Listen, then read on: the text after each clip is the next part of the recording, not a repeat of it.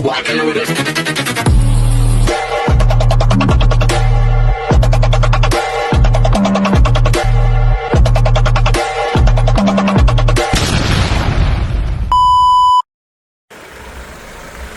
Hi guys, good morning.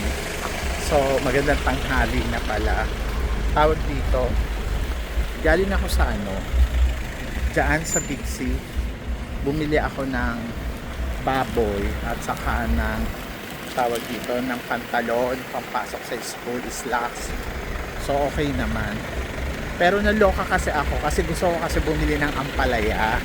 Yung ampalaya nakakaloka. Ang halaga niya 47.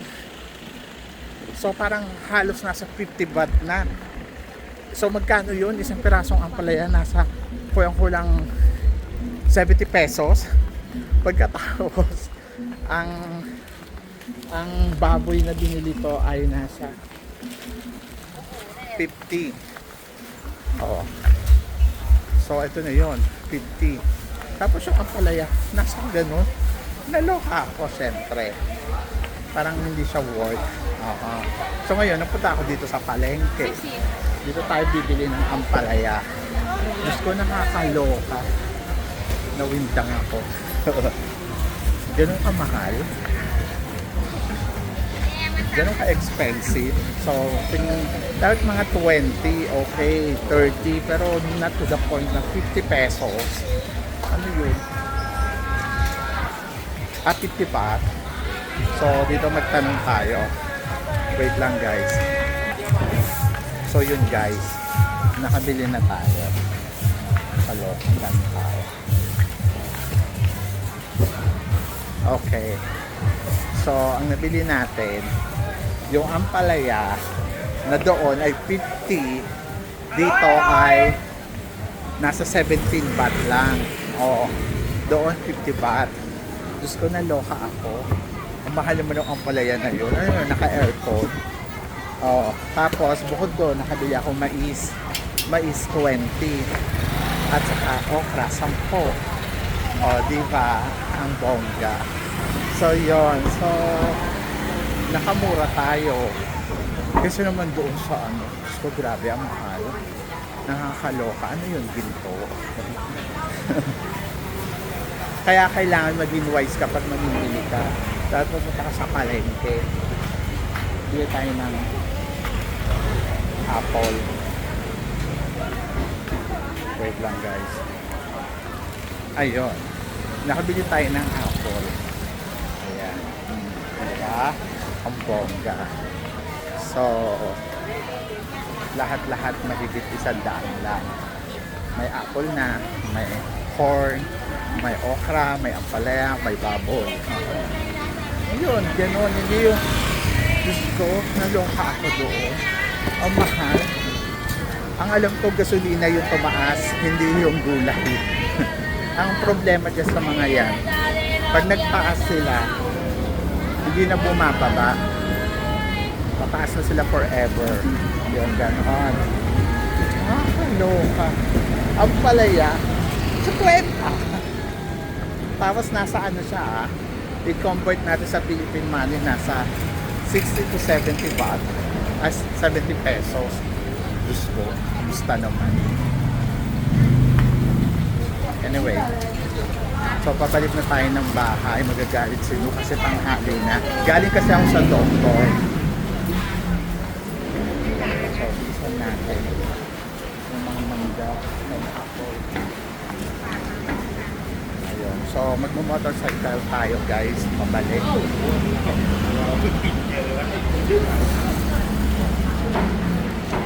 Naloka ako. Ang init. O diba? Parang palengke lang ng Pilipinas. Pero in fairness, mabango ang palengke dito. Malinis. O, diba? So ngayon guys, pauwi na tayo. Chika na lang tayo dun sa bahay. Bye!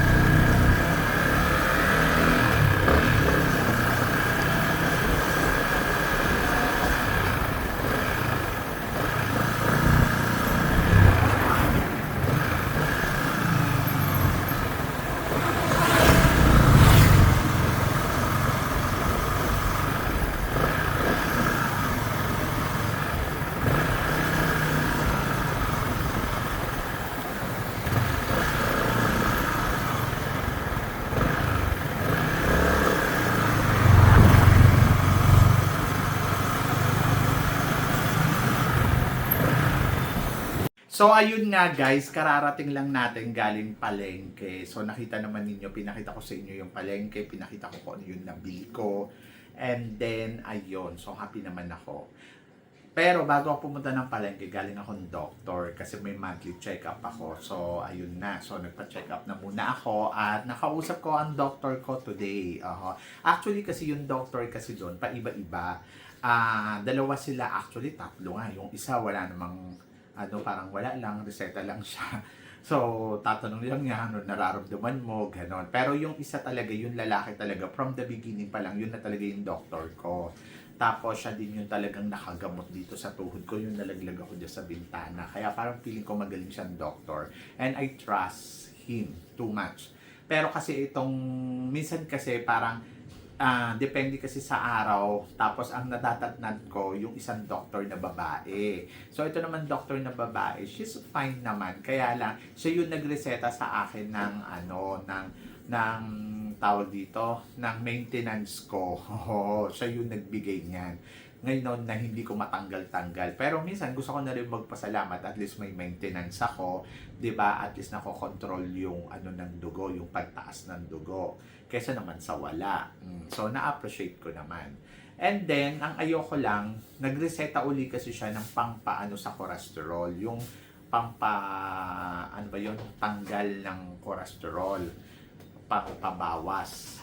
Pero kasi, ang akin, hindi naman siya nababawasan, lalo siya tumaas, charot.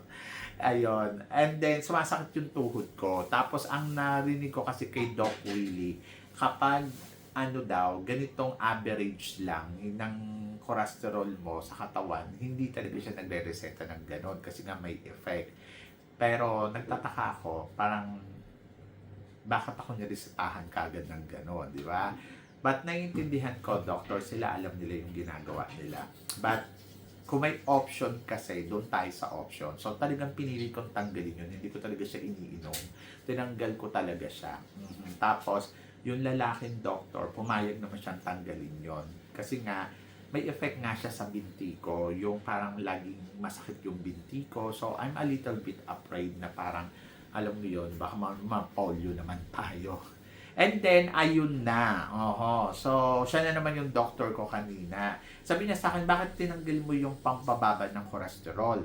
So, parang mataas nga yung cholesterol mo. Kasi ang average ng cholesterol ko, dati, nasa 240. Tapos, naging 245. Tapos, sumunod, 230. Tapos, ngayon, 212.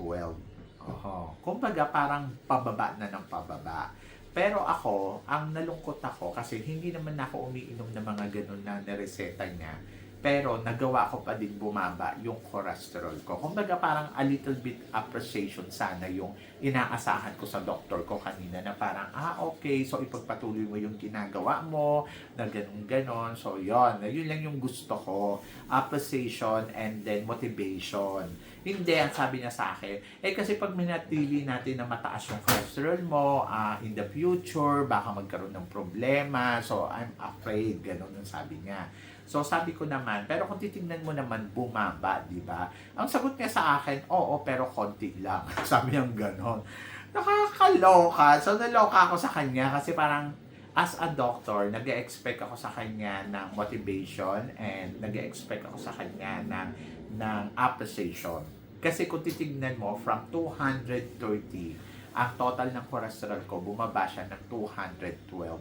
Sana tinanong niya sa akin kanina, ano ba ang ginawa mo? Para bakit to bumaba? So, na hindi ka umiinom ng nireseta kong gamot. Nakafocus siya doon sa gamot lang. Pero hindi siya nakafocus doon sa work na ginagawa ko sa katawan ko.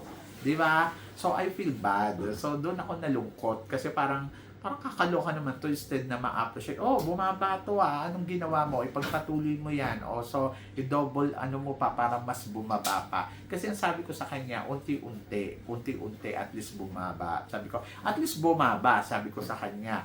Kasi sabi ko, I try to test everything. Kasi guys, sa totoo lang, dati, aaminin ko sa inyo, mahilig ako sa McDonald's. So, ang McDonald's, pag kumakain ako, at talaga, 3 times a week. So, siya yung parang nagpapadelive ng feeling ko na parang, oh my God, I feel good pag kumain ako sa McDonald's. And then, talagang ang ano namin tara punta tayo ng McDonald's, kain tayong McDonald's, ganon.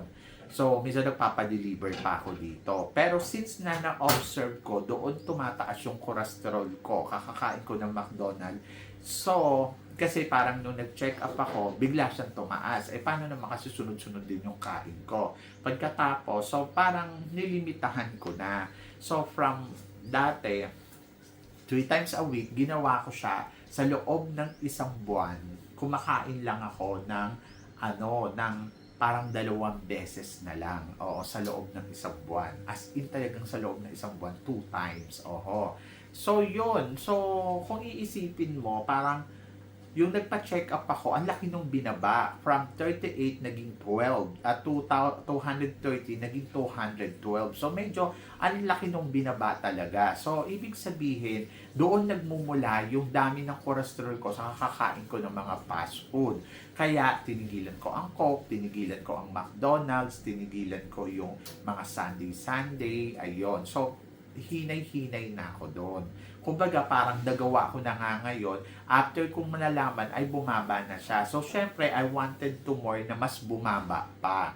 So, ngayon, ang ginagawa ko ngayong exercise sa sarili ko, syempre yung 10,000 walk a day. So, walking lang naman. So, nagwo-walk talaga ako every morning. Pero pag may pasok ako, hindi ako nagwo-walk kasi nagwo-walk naman ako sa school, di ba?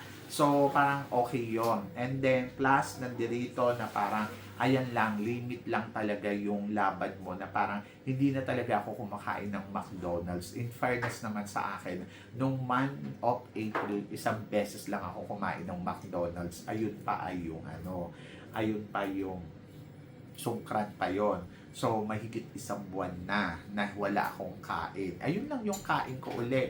And then ngayon, talagang wala pa. So, I hope na sana hindi ako kumain. At sana magtuloy-tuloy pa siya, di ba? So, yun yung akin. Ang akin lang, konting appreciation lang naman, di ba? So, yun, naloka lang ako doon sa doktor. Sabi ko sa kanya, I will keep kung ano yung ginagawa ko and then check natin. Pag bumaba pa siya ng more, so, hindi ako magpapareseta ng gusto mong mangyari. Pero kapag hindi siya bumaba, I think we need to take that medicine na gusto niyang ibigay sa akin para mas, alam mo yon, syempre, agapan natin kung ano yung dapat agapan. Hindi matigas yung ulo ko, pero doon tayo sa option na hindi gamot lang, di ba? So, yun lang yung akin, wala namang ano doon. And then, doon naman sa market, ayun, naloka ako. Dapat maging wise talaga kayo pag bibili kayo ng pagkain. Kung kaya nyo pumunta ng palengke, pumunta kayo ng palengke kung saan mura yung mga gulay, baboy, mga gano'ng mga karne, kesa doon sa supermarket. Kasi sa supermarket, oo nga naman, syempre may aircon na doon, medyo mahal na. Isipin niyo yung ampalaya, ang layo ng presyo. Doon ay 40, dito ay ano lang, pagkano? Nabili ko lang siya ng 17 baht. O, di ba? Samantalang doon sa market ay nasa 50 baht na. O, so, ang laki nung binaba. So, halos triple, doble. O, so, yun. So, dapat maging wise kayo. Ayun lang po. Maraming salamat sa mga nanood at sa mga sumusuporta dito sa akin. Sa mga hindi pa nakaka-follow, ano pang hinihintay ninyo, mag-follow na kayo. At maraming salamat talaga sa suporta ninyo. Kahit hindi pageant, pinapanood ninyo. Kapod ka, di ba? Nakakaloka, subscribe na. So, yan. Thank you, guys. Hanggang sa muli nating tsikahan. See you next time.